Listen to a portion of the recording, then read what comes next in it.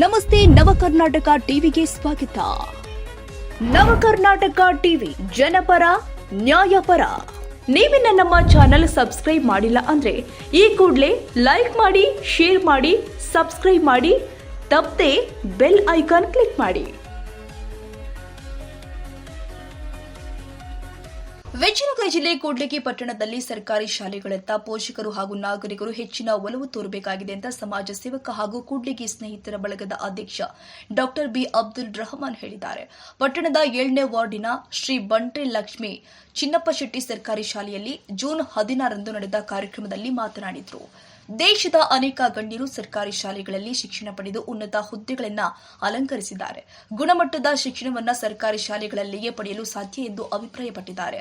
ಮೌಲಾನಾ ಅಬುಲ್ ಕಲಾಂ ಆಜಾದ್ ಅವರ ಸಂದೇಶವನ್ನು ಉಲ್ಲೇಖ ಮಾಡಿದ ಅವರು, ಸರ್ಕಾರಿ ಶಾಲೆಗಳ ಗುಣಮಟ್ಟದ ಶಿಕ್ಷಣವು ಸಮಾಜದಲ್ಲಿ ಕ್ರಾಂತಿಯನ್ನು ಉಂಟು ಮಾಡುತ್ತೆ ಎಂದು ಹೇಳಿದರು. ಜೊತೆಗೆ ಸಂವಿಧಾನ ಶಿಲ್ಪಿ ಡಾ ಬಿಆರ್ ಅಂಬೇಡ್ಕರ್ ಅವರ ಆದರ್ಶಗಳು ಹಾಗೂ ಅವರ ಜೀವನದ ಕುರಿತು ವಿದ್ಯಾರ್ಥಿಗಳಿಗೆ ಮಾಹಿತಿ ಕೊಟ್ಟಿದ್ದಾರೆ. ವಿದ್ಯೆ ಎಂಬ ಹುಲಿಯ ಹಾಲನ್ನು ಕುಡಿದವರು ಅನ್ಯಾಯದ ವಿರುದ್ಧ ಒಂದು ದಿನ ಹುಲಿಯಂತೆ ಗರ್ಜಿಸಲೇಬೇಕು ಎಂಬ ಸಂದೇಶವನ್ನು ವಿವರಿಸಿದ ಅವರು, ಪೋಷಕರು ತಮ್ಮ ಮಕ್ಕಳನ್ನು ಸರ್ಕಾರಿ ಶಾಲೆಗಳಿಗೆ ಸೇರಿಸುವುದರ ಮೂಲಕ ಶಾಲೆಗಳ ಅಭಿವೃದ್ಧಿಗೆ ಸಹಕರಿಸಬೇಕು ಅಂತ ಮನವಿ ಮಾಡಿದ್ದಾರೆ.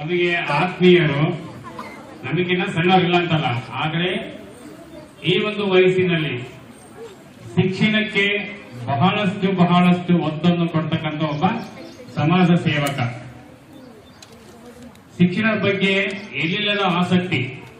ಕೆಲವು ಸ್ನೇಹಿತರನ್ನು ನೋಡಿದಿರಿ, ಅವರು ಬೇರೆ ರೀತಿಯಲ್ಲಿ ಒಂದು ಕೆಲವು ಕಾರ್ಯಕ್ರಮಗಳಿಗೆ ಅಥವಾ ಬೇರೆ ಒಂದು ಕೆಲಸ ಕಾರ್ಯಗಳಲ್ಲಿ ಕಾರ್ಯನಿರತರಾಗಿರ್ತಾರೆ. ಆದ್ರೆ ಸಾಕಷ್ಟು ಸುಮಾರು ಈಗ ನಾನು ತಿಳಿದ ಮಟ್ಟಿಗೆ ಒಂದು 5-6 ವರ್ಷಗಳು ಕಂಟಿನ್ಯೂ ಆಗಿ ನಾನು ಕಂಟಿನ್ಯೂ ಆಗಿ ನೋಡ್ತಿದ್ದೀನಿ.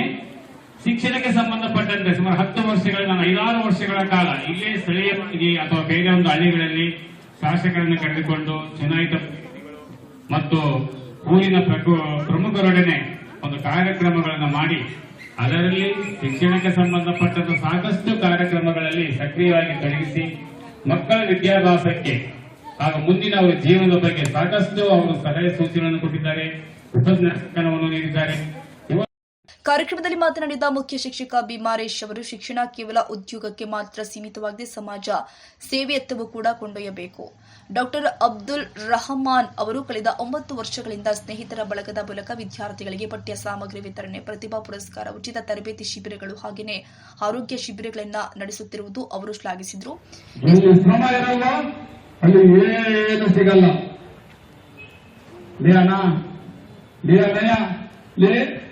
ನೋಡ್ಲಾ ಇದೆ ನನಗೆ ಅವಾಗ ನೀನೇ ಇಲ್ಲಿ ನನ್ನ ನೋಡು, ನೀನೇ ಕಣ ಅಂಬೇಡ್ಕರ್ ಆಗೋದು ಮುಂದೆ. ನೀನು ದೊಡ್ಡ ವಿದ್ವಾಂಸ ಆಗ್ತೀನಿ. ನೀನು ಚಿನ್ನಗ್ರಂದ್ರೆ ಬುದ್ಧಿವಂತರ ಅಂತೆಲ್ಲ ಹೇಳ್ಕೊಂಡು ಹೋಗ್ಬೇಡಿ.